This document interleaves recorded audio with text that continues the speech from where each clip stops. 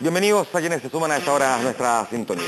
A fines de agosto el Senado va a tener que votar a favor o en contra de la reforma tributaria impulsada por el gobierno, que contiene la posibilidad, entre otras cosas, de que las personas que tengan sueldos entre los 560.000 y 1,5 millones de pesos, o sea, 1,5 millones, puedan descontar del pago de impuestos los gastos en educación. Ya lo vamos a explicar un poquito más en detalle en todo caso. Ahora, esta medida ha sido blanco de críticas en los últimos días. 29 expertos en educación, por ejemplo, que firmaron un documento en el que rechazan la normativa porque la consideran, dijeron, regresiva, segregadora y por reforzar la educación privada gratuita, además. Según estos académicos, la rebaja del impuesto es un grave error porque solo favorece a las familias que se encuentran entre el 5 y el 19% de los más altos ingresos y que envían a sus hijos a establecimientos privados subvencionados. Y dicen que el 81% de los contribuyentes del país recibe un sueldo mensual menor a los 560.000, por lo que no pagan impuestos. Ellos no se van a ver beneficiados. Dicen estos académicos que el financiamiento compartido limita las posibilidades de elección de las familias por capacidad de pago, por lo que debiese tender a reducirse y no a potenciarse como sucede con la propuesta. Se suma a esto varias otras críticas, porque por ejemplo se teme que un incentivo a la demanda genere también un aumento en el precio de las mensualidades.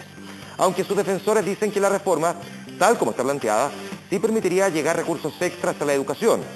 El debate tiene al menos dos miradas muy distintas. Ya se puede dar usted cuenta, ¿no? Vamos a replicar ese mismo debate esta noche entonces aquí en Vía Pública. Bienvenidos.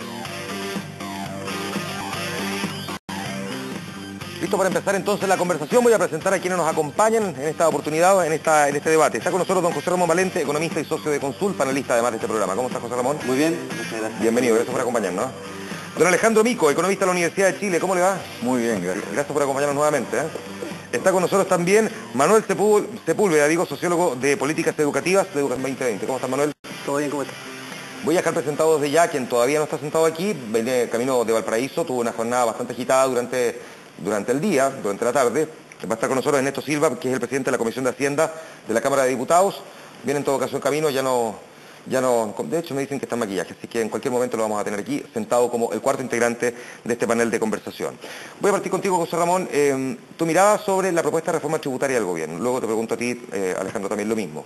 En términos, digamos, concretos, y después nos vamos a ir al punto que ha generado todo este debate sobre a quién realmente beneficia y si es o no, entre otras cosas, segregador y cómo se está planteando. Bueno, hablamos hace unos meses atrás sobre el tema de reforma tributaria y lo que ha hecho el gobierno básicamente es reducir el ámbito de la reforma en términos de simplificarla, reducir el número de alzas y el número de bajas, reducir el articulado, de tal manera de acotar el proyecto y hacerlo más simple en su tramitación. Como una idea, creo yo, de darle mayor viabilidad, aunar más consenso y tener una reforma que sí sea factible de ser votada y pasada durante este año. Aparentemente el otro proyecto era muy ambicioso en términos de la cantidad de cosas que abarcaba, lo cual hacía poco probable que pudiese, ¿no es cierto?, tramitarse, sobre todo antes de septiembre, que es cuando viene la discusión ya del presupuesto del próximo año y por lo tanto todo se concentra en eso. Y que se calcula que puede ser también bastante debatida. Y ya tuvimos un debate de salario mínimo, hoy esta reforma tributaria y después el presupuesto. Ahora, en lo central, el proyecto sigue siendo similar al anterior desde el punto de vista de recursos, en el sentido de que es un proyecto que, por un lado, recauda una cantidad bastante grande de recursos por la vía de subirle los impuestos a las empresas. Parte de esos recursos son utilizados en rebajas y en el neto el proyecto recauda aproximadamente, dependiendo del año, varía un poco, pero aproximadamente $800 millones al año. ¿Ya? Y esos son la cantidad de recursos adicionales que el gobierno está planteando que esta reforma podría aportar a sus proyectos de educación en el futuro. ¿Cuál es tu mirada sobre la reforma? ¿Qué te parece esta reforma, tal cual como está planteada hoy? Sí, bueno, mi mirada siempre ha sido que Chile pudo haber evitado hacer esta reforma. Yo creo que aquí la mirada que a veces se confunde el hecho de que cuando hablamos de aumentar los impuestos, a mucha gente uno la escucha y sin decirlo explícitamente, da la impresión de que cuando se aumentan los impuestos y aumenta por lo tanto la recaudación del fisco, como que apareciera plata, como que se creara dinero. A la gente se le olvida que en realidad lo que está pasando es que la plata está pasando de los bolsillos de los chilenos al bolsillo del Estado. Y esa es una cosa importante. Y en ese sentido, ¿no es cierto?, es que creo que en la medida que uno pueda pensar en realizar aquellas labores que quiere que el Estado realice, y la sociedad le da un mandato para el Estado que realice, sin necesidad de pedirle más recursos a la sociedad, mucho mejor. Porque en realidad cuando se le extrae recursos a los chilenos para un uso, esos chilenos están dejando de hacer cosas con esos recursos. Entiendo ya al diputado Néstor Silva que pase por aquí nomás, que total, este es un programa relajado, ¿no? Yo expliqué además que el parlamentario se encontraba trabajando y que por lo mismo viene un poquitito tarde, pero aquí viene cumpliendo además.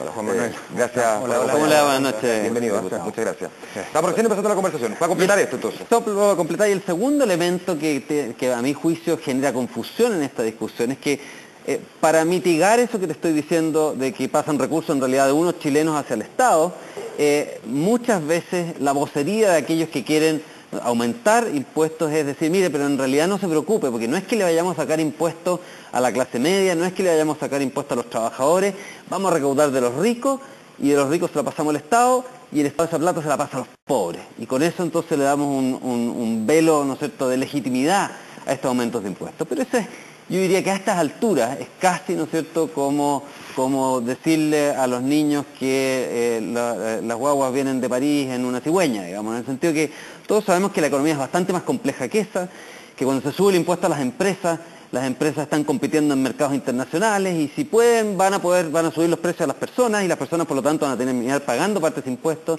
Si no pueden subir los precios en el mercado, justamente por la competencia, al final o no van a hacer los proyectos, o van a hacer menos proyectos de inversión, o van a, ¿no es cierto?, a prescindir de algunos trabajadores. Y por lo tanto, al final, en verdad, cuando se suben los impuestos, volvemos a lo que yo te decía inicialmente. Hay que tener conciencia de que el Estado le extrae recursos a la sociedad toda, ricos, clases medias, e incluso a los pobres por la vía de falta de trabajo.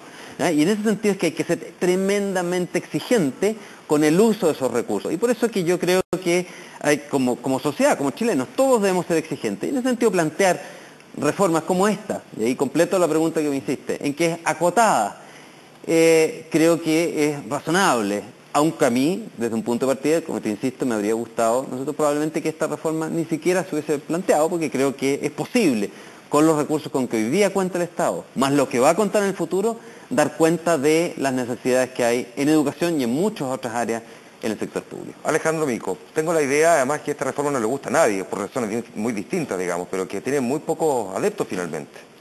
A ver, por razones distintas, como te planteo. Yo creo que partir diciendo que obviamente yo comparto el tema de que cualquier recurso que se extraiga como impuesto tiene que ser bien utilizado, sin duda alguna, y eso es condición básica. Pero yo creo que partiendo de la realidad chilena, tenemos un Estado, tenemos una sociedad relativamente que funciona bien.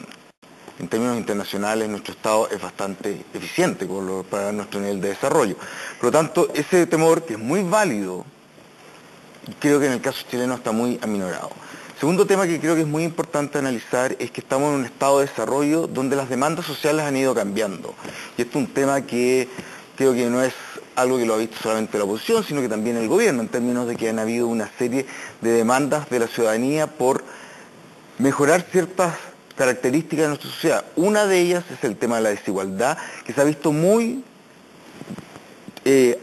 abordada en el tema de la educación, donde se ha visto que hay mucha segregación en la educación, donde hay mucha desigualdad en términos de los resultados de la educación, y eso ha generado un cierto descontento en la población en términos de que uno de los mecanismos que era nuestra promesa para ser un país más igualitario, no se estaba cumpliendo porque la educación de alguna forma estaba replicando las desigualdades que tiene nuestra sociedad y que todas la conocemos. Por lo tanto, esto ha generado una presión por hacer un cambio, por hacer una actuación mucho más fuerte por parte del Estado, en términos tanto de regulación, pero también como de entregar más recursos a la educación, haciéndose cargo, sí, de que estos recursos tienen que ser entregados de alguna forma, de que generen una mejor calidad, que haya una mayor fiscalización en la calidad que están entregando la educación, tanto privada como pública. Entonces, dentro de esa perspectiva, nace esta idea de aumentar los recursos para la educación. Y aumentar los recursos para la educación, que es algo permanente, requiere un financiamiento permanente. Y si uno va al mensaje del proyecto de ley, nos plantea que este proyecto de ley tiene dos finalidades. Primero, recaudar para financiar la reforma de educación, y segundo, hacer un sistema tributario más igualitario. Desde ese punto de vista, dos objetivos que yo tiendo a compartir, veo que por desgracia la reforma tributaria no cumple las dos medidas. Primero, como bien mencionó José Ramón, disculpa. José Ramón planteó que el tema en el 2016, cuando estábamos en régimen, esta reforma recauda 800 millones de dólares. Un solo proyecto, el de reforma del estatuto docente o carrera funcionaria, requiere en estado estacionario gastar 1.200 millones de dólares. Es decir, solamente para ese proyecto quedamos cortos. Y esto es algo importante porque hemos estado viendo en el último tiempo que el país, inclusive con los altos niveles del cobre, está teniendo niveles de ahorro bastante más bajos de los que teníamos antes. Y eso porque se ha aumentado mucho el gasto sin tener un aumento de los ingresos permanentes. Y yo creo, y ha sido un poco la experiencia del éxito de nuestro país, que no es solamente los gobiernos pasados, sino que de la sociedad en su conjunto, es que si tenemos medidas que requieren un financiamiento permanente, tenemos que tener recursos permanentes. Y en ese punto los 800 millones quedan un poco cortos. Tú dices dos cosas y planteas que ninguna de las dos se está cumpliendo. Vamos a la segunda. A la segunda, el tema de, hay algunas medidas, cuando uno parte con la reforma tributaria, la reforma tributaria en las partes de las alzas generaba, como bien se planteó, un aumento importante en la recaudación que después era compensada con algunas rebajas. En la parte de las alzas, habían parte importante era el impuesto de primera categoría, que es un impuesto que tiende a ayudar una mejor distribución del ingreso porque lo tienden a pagar la gente que es dueña del capital, que generalmente son la gente de mayores ingresos. Estimaciones muy simples nos plantean que el 3% más rico de la población terminaría pagando del orden del 80% de esta alza, lo cual está bien, va en la línea correcta de lo que se quería el gobierno. Coincide con lo que yo decía, que es la típica, ¿no es cierto?, visión de quienes proponen alza. No, pero lo que te quiero decir, quizás yo termino pagando. Yo creo que todos los que estamos sentados en esta mesa estamos en el grupo más favorecido de esta... O sea, hablen por ustedes nomás. No, yo decía principalmente por ti. No.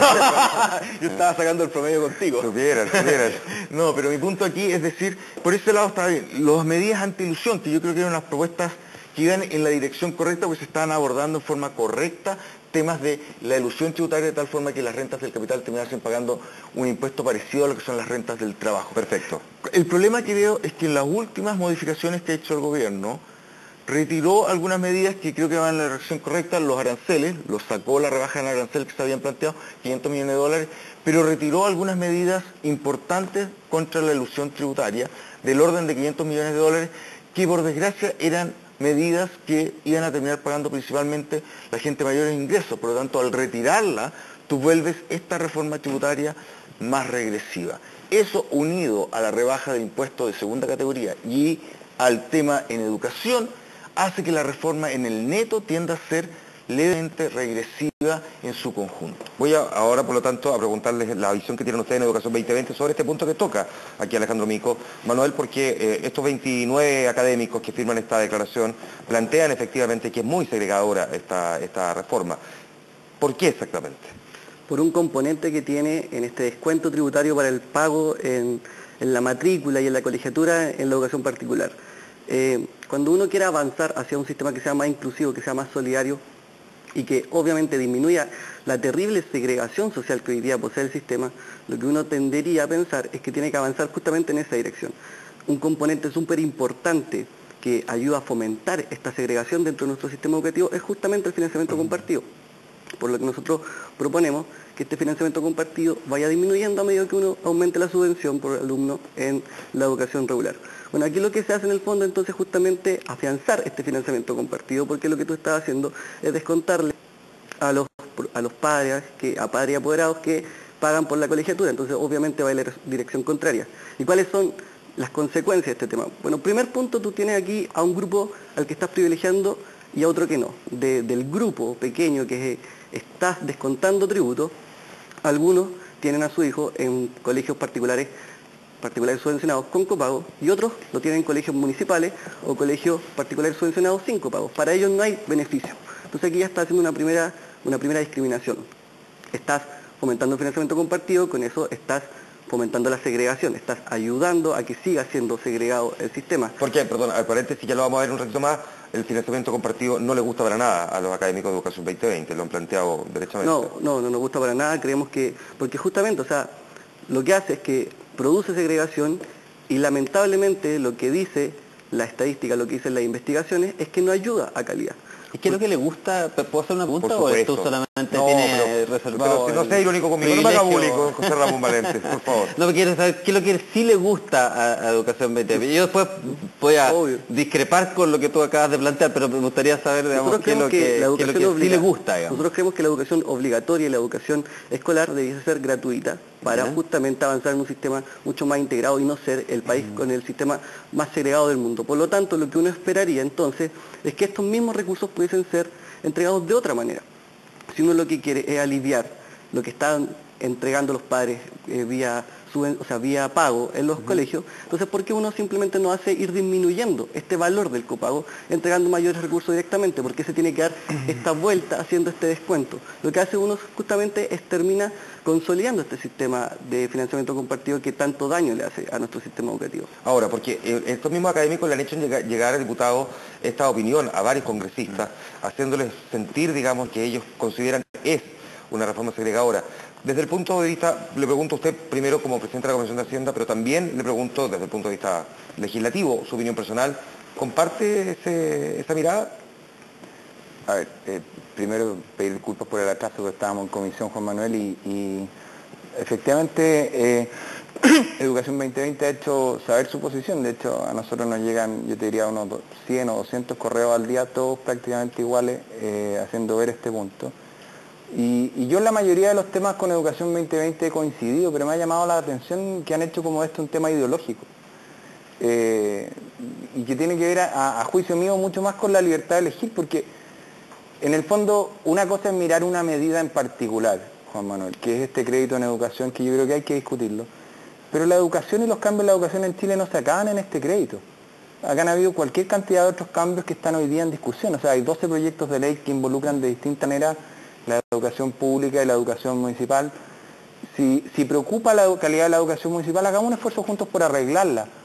Pero lo que ha habido, por lo menos en la última discusión, ha sido como deslegitimar la opción de los papás de elegir la educación de su hijo, que a veces tiene que ver mucho más que con una segregación de tipo educacional, con la realidad de los barrios, que no se va a resolver necesariamente con un componente tributario.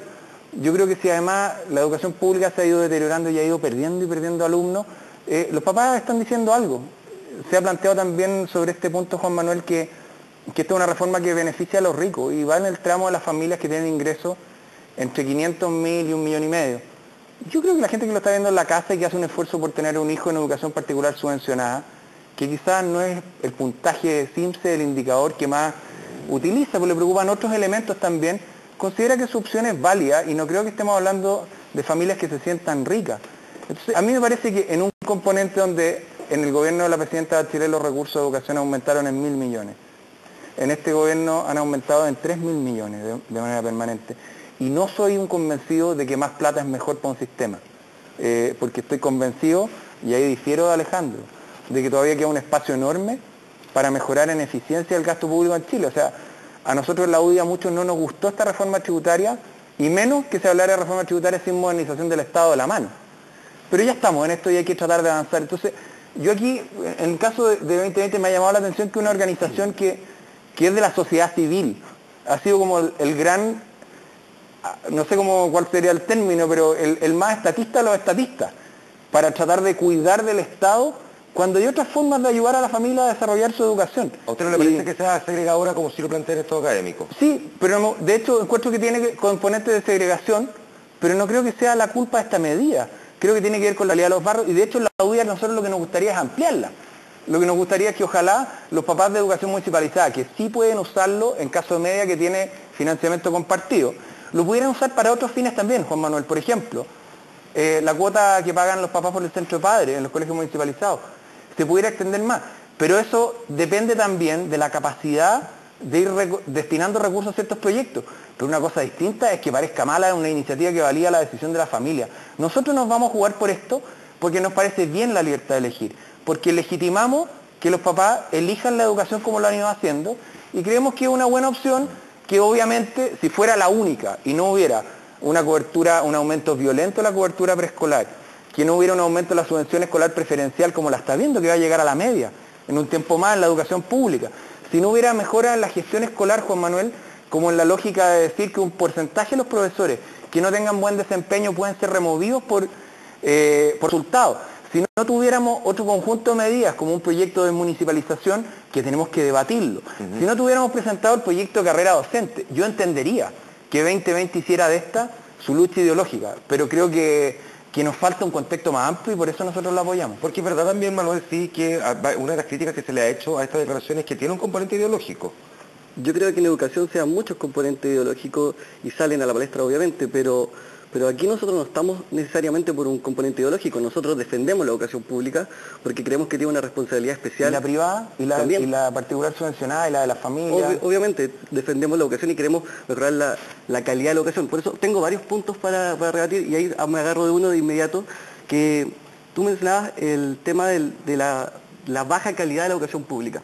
Lamentablemente, esto no es un problema que afecte solamente a la educación pública. Nosotros tenemos un problema de baja calidad en el sistema. Y decir que los padres eligen un colegio particular subvencionado porque es de mejor calidad... No dije. Yo lo que planteo pero solo quiero terminar la idea. Lo que estoy diciendo. Y la libertad de elección puede tener distintas manifestaciones. Solo quiero terminar la idea barrio, ambiente, para todo lo que había mencionado. Y una es calidad. Sí, perfecto. Pero aquí muchas veces se dice que la fuga es porque la fuga en la matrícula, que es lo que hace desfinanciar el sistema público, es por calidad. Bueno, cuando uno analiza los resultados a un mismo nivel socioeconómico, los resultados no varían. Eso quiere decir... Basado en CIMSE, ¿no? Sí, basado en CIMSE, basado en la PISA también cuando se hacen estos estudios. O sea, lo que uno analiza y lo que dice el dato, esto no es un tema ideológico, lo que dicen los resultados es que se comportan de igual y que la mayor parte del resultado de un alumno se explica por su origen, por su casa, por el capital cultural, no por el colegio, no por la dependencia. Ese es un punto. Pero eso no es lo que... quiero cerrar la idea. Eso no es lo que están las familias votando. O sea, aquí una cosa es un estudio y otra cosa es lo que las familias chilenas están decidiendo. Claro, porque había una las campaña familias chilenas están masivamente decidiendo que a lo mejor ese no es el estudio correcto, porque ellos voluntariamente están diciendo, es súper aspiracional. En la medida que puedo, voy y hago un copago para efectivamente ir a un colegio, ¿no es cierto?, particular subvencionado. Eso es lo que están votando con, ¿no es cierto?, en la medida que pueden, digamos. Y el gobierno con esta reforma lo que está ayudando no está ayudando a los ricos, Alejandro, está ayudando, ¿no es cierto?, a la gente que está entre 500.000 pesos y 1,5 millones de ingresos familiares. O sea, 700.000 pesos la mamá, 700.000 pesos el papá, hace un ingreso familiar de 1,5 millones como máximo. ¿Ya? De ahí hacia abajo, que a decir, ¿sabe qué más? Porque hubo harto duda al principio cuando se presentó esa reforma sobre claro, este punto. Es hasta ese nivel, ¿no es cierto? Como máximo decir, ¿sabe qué? Usted está hasta el cuello con cuentas, con la tarjeta de crédito, nosotros como Estado le cobramos impuestos. Déjeme ayudarle un poquito en una cosa para usted súper importante, que es la elección del colegio de sus hijos. Y usted decida dónde los va a poner. Para que complete el punto, pero Alejandro, también me gustaría... Sí, yo quiero separar dos cosas. Tú hablas de elección, de libertad para elegir.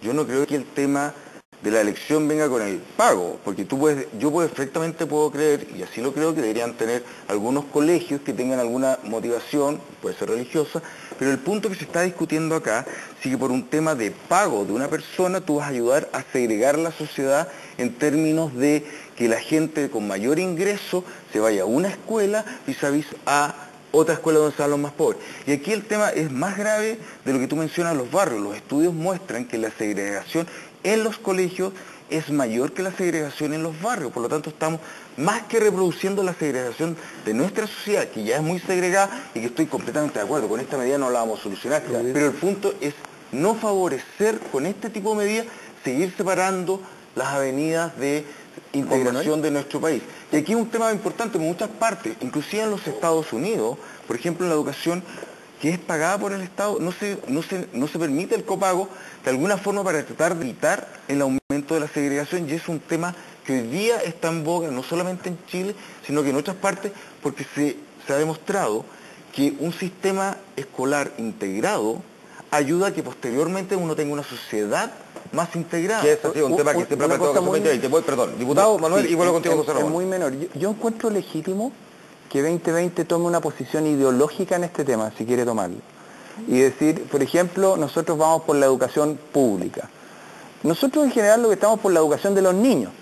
O sea, que puedan tener la mejor que puedan, sea pública o privada. O sea, y en eso quizás tenemos una discrepancia en este punto con 2020. Y yo encuentro que legítimo que así se pueda plantear.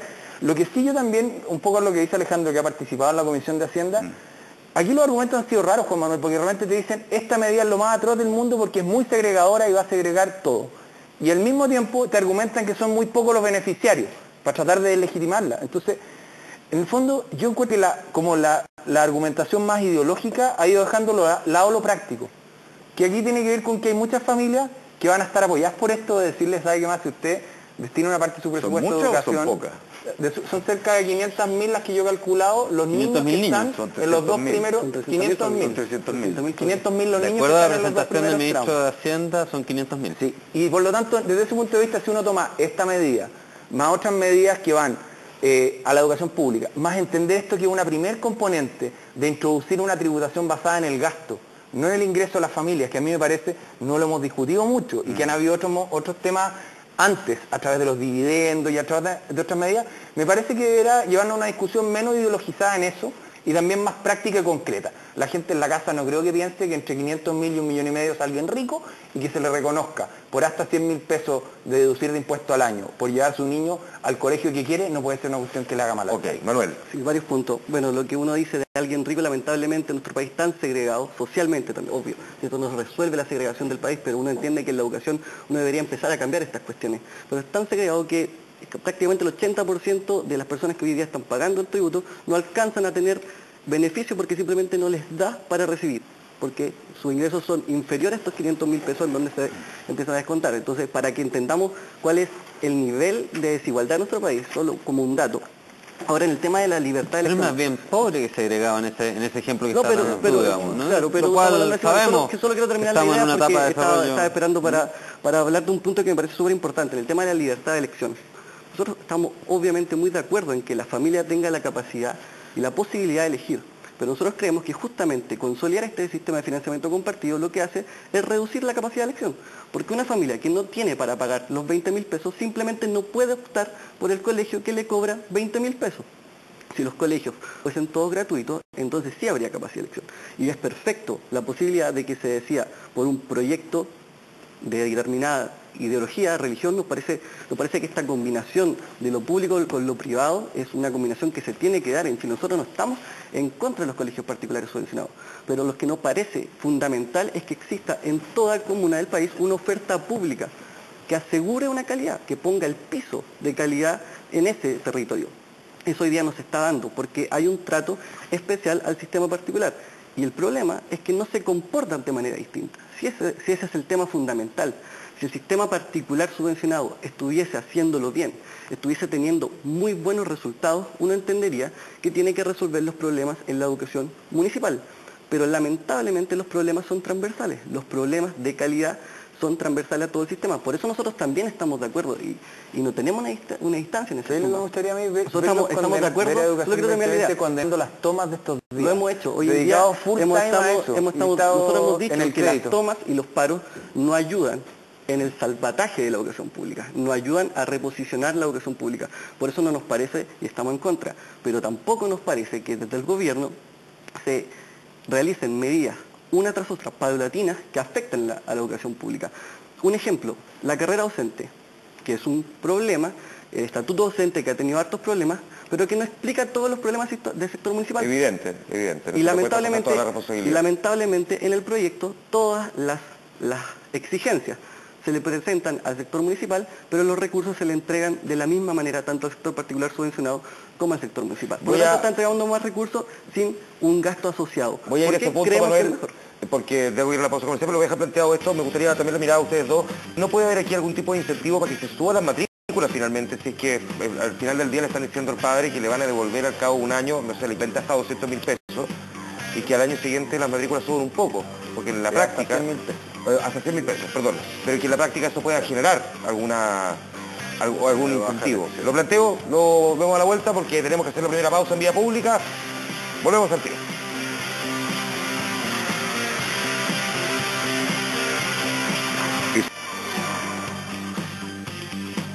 De vuelta en vía pública conversando sobre reforma tributaria y vinculándola a la educación. Dejaba yo planteada la pregunta antes de la pausa comercial, don Alejandro Mico, José Ramón Valente, parto contigo, José Ramón, si los incentivos a la demanda no pueden generar aquí eventualmente este problema que plantea yo, de que en el fondo al entregarle plata de vuelta, esto pueda provocar que suba al año siguiente la mensualidad. Bueno, siempre está esa posibilidad, ¿no es cierto? Pero lo que tú tienes que confiar ahí es que justamente cuando las personas tienen la elección las personas van a elegir pagar más solamente si es que ven alguna retribución respecto de ese pago, mejor calidad, por ejemplo, mejor infraestructura. Y si no les gusta, que tengan la posibilidad de elegir al colegio del lado, ¿no es cierto?, que va a decir, mire, allá le están cobrando más, aquí yo no le subí la mensualidad y que haya competencia entre ellos. Y esa es parte de la gracia de cuando las personas pueden elegir y que no eligen por ellos, digamos. En eso, ¿no es cierto?, el diputado Silva tiene toda la razón y comparto 100% el tema. Yo creo que hay un tema de componente ideológico en general. A mí lo que me pasa es que, y esto en gente de derecha, gente de izquierda y gente neutral, digamos, en lo político, muchas veces veo ese sesgo de que en definitiva gente muy inteligente, quizás por serlo, justamente quiere tomar las decisiones por los chilenos. Y no confía y encuentra que los chilenos son todos lesos. Y que la verdad que la gente no puede tomar decisiones por sí misma. Y esta discusión me da la impresión de que tiene parte de ese tinte, porque aquí básicamente lo que el proyecto está planteando, es decir, entreguémosle de vuelta parte de los impuestos que están pagando las familias para que ellos puedan decidir por sí mismos qué hacer con esos recursos, y si los ocupan en educación, ¿no es cierto?, pagan menos impuestos. Eso es darle poder de nuevo a la gente. Y quienes se niegan a darle ese poder a la gente, típicamente lo hacen desde una postura ideológica en la cual dice, mire, la gente es media lesa, mejor tomemos nosotros, dentro de la cúpula del Estado, la decisión por ellos. Pero para ser justo, lo que ha planteado Educación 2020 también tiene que ver con otra cosa, que es que el que no paga en el colegio, para decirlo bien en simple, no va a tener ese beneficio que sí puede tener el equivalente, y al final el que sí recibe la plata de vuelta, en el fondo lo está obteniendo a través de impuestos que pagó pero Juan Manuel, le estamos agregando. Hoy día hay más gente en esa condición. Con esto estamos agregando una cantidad enorme de gente, 500.000 niños, 1 millón de familias, que van a poder elegir. O sea, en el fondo estamos mejorando, estamos disminuyendo, y yo ahí no puedo entender el argumento, digamos, de que estamos aumentando la segregación cuando le estamos dando a más gente la posibilidad de elegir. Y por último, tenemos que entender que vivimos en un mundo en el cual efectivamente, a lo mejor tú llámalo imperfecto, pero tiene eso, porque estrechando el argumento, ¿no es cierto?, que se da en contra de esta medida, uno podría decir que entonces tenemos que prohibir los colegios privados, que tenemos que prohibir las clases de música particulares, que tenemos que prohibir, ¿no es cierto?, el que las personas vayan a hacer deporte en las tardes, porque también es segregador el que puede verse o el que no puede. O sea, llegamos al argumento de que efectivamente, como padres, no podemos decidir, mire, en vez de comprarme el plasma, yo lo que voy a hacer es darle más educación a mi hijo, porque eso segrega, porque en realidad yo tomé la decisión de darle más educación y el señor del lado tomó la decisión en realidad no, de ver más televisión. Llámalo imperfecto, como te digo, pero el mundo funciona de esa forma, y yo creo que este proyecto lo que hace es darle la posibilidad a una enorme cantidad de familias chilenas de clase media de poder elegir. Y yo prefiero que elijan ellos, porque no creo que los chilenos sean lesos. Al revés, creo que mayoritariamente eligen bien, a que elijan popularmente, ¿no es cierto?, unos señores por muy inteligentes que sean. Vuelvo, Alejandro. Primero decir, si tú sigues con tu argumento, tú dirías que no deberíamos tener primero prohibición obligatoria por parte del Estado. No, hay un tema totalmente distinto y lo podemos hacer en otro programa, digamos. Primero, hay una explicación totalmente distinta. No diríamos, ¿por qué la educación? Porque la educación hoy día es obligatoria. Al ser obligatoria, el Estado está tomando un rol que la sociedad dijo que es un bien que se tiene que dar en forma obligatoria para todo el mundo. Aquí no estamos hablando de comprar una manzana o un plasma, en cuyo caso estoy de acuerdo contigo, la familia decidirá. Aquí estamos hablando de un bien que el Estado, que la ciudadanía en su conjunto ha dicho que es fundamental para todos los hijos de los chilenos. Sí, y tú dices, es obligatoria, es obligatoria y que yo se la dé. Eso es lo que digo, aunque es obligatoria, por lo menos déjale una elección. Perdón, yo no te estoy diciendo que la elección sea dada por el sector privado o el sector público. Creo que puede ser de los dos. Yo no estoy diciendo eso. Pero lo que sí estoy diciendo, esto es un bien, no es comprar una manzana y comprar un televisor o un plasma. No como tampoco la previsión es eso, ni como es la salud. Son bienes que son obligatorios, que la sociedad se ha dado la obligación de dárselo a todos. Primera cosa. Segundo tema que es fundamental, este no es un bien como una manzana que yo puedo agarrar, la veo, la masco y digo, esta es buena manzana o no. Esto es un bien que por desgracia tiene mucha simetría de información. Es muy difícil ver ex antes la calidad de un colegio o de algún establecimiento. ¿Y eso por qué? Porque entran a jugar muchos factores que son fundamentales. Por ejemplo, es que estén acá, si yo soy hijo de alguien profesional y tengo a todos en el colegio que son hijos de padre profesional, no es de extrañarse que el hijo, con la misma calidad del profesor, mis hijos vayan a tener mejores resultados. Con el Por lo tanto, profesor equivalente. Por el profesor equivalente. Entonces aquí hay muchos puntos que permiten para cualquier economista, inclusive alguien de Chicago, te voy a decir, va a decirte, sabes que esto no es una manzana, no estoy yo comprando nunca una he dicho manzana. que lo sea, ¿eh? No, porque tú estabas hablando de comparar un No, plasma o llevar a estás equivocado. Yo no dije eso, Bueno, me entendiste entonces, mal. te entendí mal, Yo te lo que entendí dije es mal, justo te lo entendí contrario. mal, Yo te dije, entendí mal, te quien entendí el mal. Estado le está diciendo al Escúchame, señor, pero, si oye, usted, mira, pero que solo para escúchame. entender el punto, no, solamente el punto. Yo lo que Pero dije, el Estado te dice, no si te había tú visto así decides nunca. invertir en educación, yo te rebajo los impuestos. Si tú decides comprarte un plasma, no te lo rebajo. Eso es la elección que está haciendo el Estado. Perdón, ya, pero deja de O sea, no estoy diciendo que sea aquí yo no comparable, estoy no. hablando de bienes manzana. Por lo tanto, el Estado tiene un rol que jugar, tiene que dar recursos y tiene que velar por cierta calidad. Yo no estoy, creo, los problemas que hay acá, y una de las medidas que se está dando acá, en las cuales yo no me gusta esta medida, es que más encima tú estás entregando plata al sistema particular subvencionado con copago, sin ninguna medida adicional para velar por la calidad.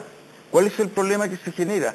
Cuando yo estoy generando, y es lo que se ha visto, la elasticidad, que es decir, cuánto reacciona la gente a la calidad vis a otras cosas como son la propaganda que se hace.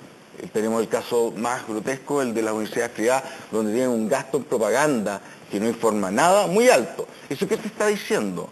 La gente tiende a decir, en este bien, porque es muy complejo, ni siquiera alguien muy educado puede verlo porque hay un tema donde el costo de información es tremendo y hay un rol para el Estado de velar por calidades mínimas, de velar por cierta información mínima que se entregue, y este proyecto, desde mi punto de vista, está entregando más plata al sector particular subvencionado con pago, sin poner ninguna exigencia adicional.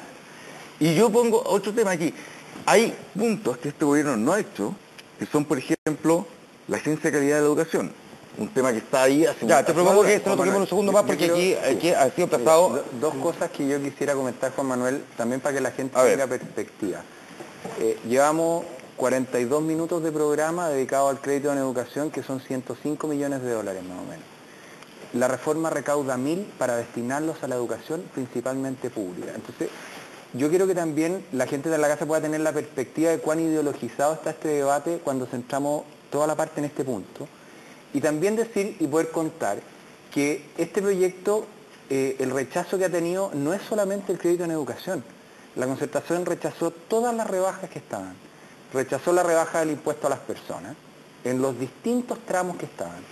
Rechazó también la rebaja del impuesto al endeudarse, al endeudamiento del timbre y estampilla. Y también, yo diría, ha hecho más difícil que podamos sacar adelante este proyecto, que las personas también lo tienen que entender. Cuando hay una propuesta tributaria que incluye alzas y rebajas, lo que tiene es una recaudación esperada, porque los gobiernos se hacen responsables del nivel de gasto que tienen que hacer, entonces tiene que tener algún nivel de balance. Entonces, también es bueno que para que la gente lo pueda saber, acá no estamos teniendo una discusión, esos son 105 millones de dólares, pero no estamos teniendo una discusión sobre eso, si lo que ha sucedido acá, en estos 3 meses de discusión, en esta semana pasada de votación, es que nosotros tuvimos 63 votos a favor de la idea de legislar, de hacer una reforma tributaria, más de 30 en contra y 15 abstenciones. Entonces, lo que hay acá, para poder ponerlo en un contexto, Juan Manuel, esto es como un tema ideológico, pero un pelo de la cola en una cuestión de recaudación muy grande. Pero diputado, aquí hay dos cosas. Y es muy importante que también en la discusión de la en reforma general, tributaria, desde el punto de vista, político, entre alianza, concertación, que es muy razonable, digamos, pero nosotros por eso invitamos a Manuel.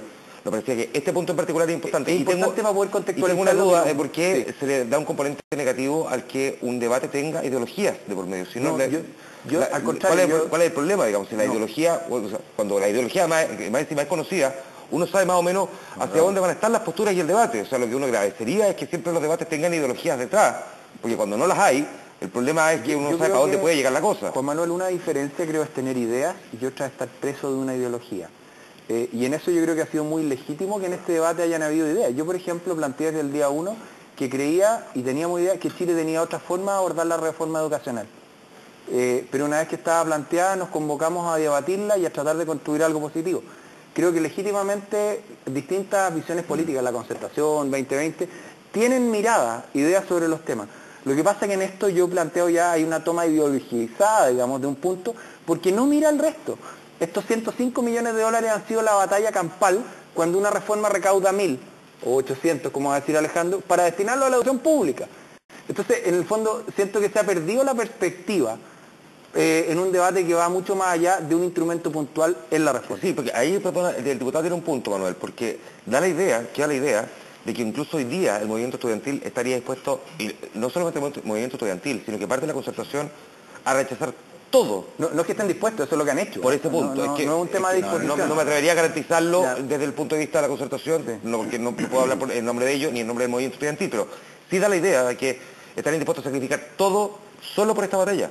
A ver, tres cosas. Lo primero, el diputado sabe que nosotros en nuestras exposiciones que hemos hecho en el Congreso, lo primero que hemos dicho es que el monto total, hemos hablado de la totalidad, nos parece insuficiente. Nuestras estimaciones dicen que una reforma educativa solo en el nivel escolar necesita por lo menos 3.500 millones de dólares permanentes. Eso como primer punto, por lo tanto siempre hemos estado viendo este tema en una visión general. El segundo punto, sobre la segregación, esto de no entender este tema de segregación. Es tan simple como ver que en Chile el que puede pagar 50.000 pesos por un colegio, estudia, pone a sus hijos allí donde otros padres también pueden pagar 50.000 pesos. El que puede pagar 10.000, lo hace con aquellos que pueden pagar 10.000, y el que no puede pagar, con el que no puede pagar. Así de segregado está nuestro sistema. Yo lo he visto, yo estudié la educación pública en un liceo municipal en Tomé, una comuna, 8ª región, o sea, una cuestión segregado ya territorialmente, segregado en el tema de los recursos, etcétera.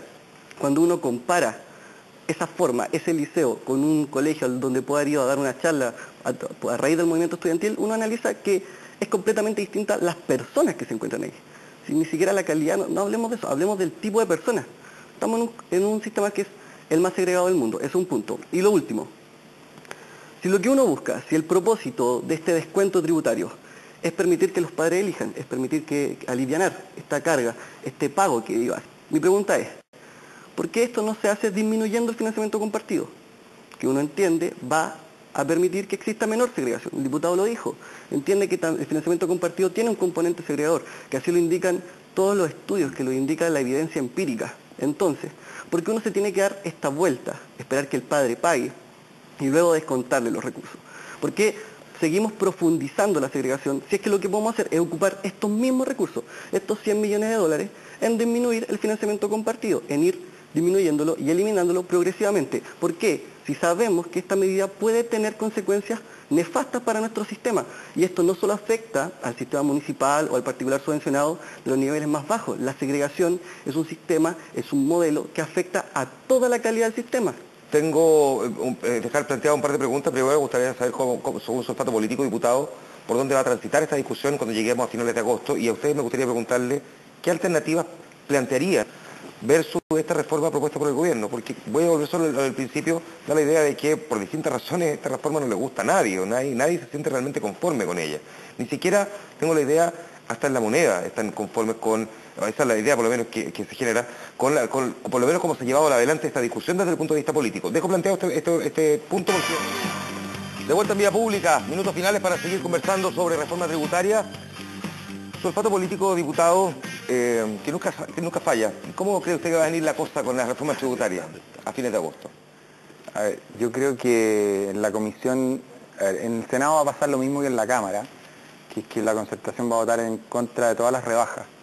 Y si eso es así, que es lo mismo que se hicieron en la Cámara, dado que hay una mayoría diferente, lo que va a significar es que vamos a tener una diferencia entre la Cámara de Diputados y el Senado, que va a llegar a un tercer trámite, a la Cámara de Diputados y probablemente a comisión mixta. Entonces, el 28 de agosto, que es el día que se va a votar en el Senado, yo creo que tenemos que prepararnos para probablemente una comisión mixta, donde veremos si somos capaces de ponernos de acuerdo sobre una propuesta de un gobierno que fue elegido y que tiene derecho a presentarla, y la concertación tiene legítimamente el derecho a rechazarla. Así que en comisión mixta y resultado incierto. ¿Y en comisión mixta dónde ve usted que puede eventualmente venir la negociación? Es que lo que pasa es que yo veo difícil negociación a esta altura cuando hay rechazo a todos los puntos que plantea el gobierno en términos de rebaja. Entonces, si uno me dijera, por ejemplo, si es que tú me dices, mira, va a haber una negociación de que la concertación está dispuesta a sacar un paquete que incluya alzas y bajas porque el gobierno tiene una mirada sobre el tema tributario, incluyendo algunas y dejando otras fuera, capaz que haya negociación, pero en el fondo yo creo que todos los que estamos sentados acá escuchamos las declaraciones ayer de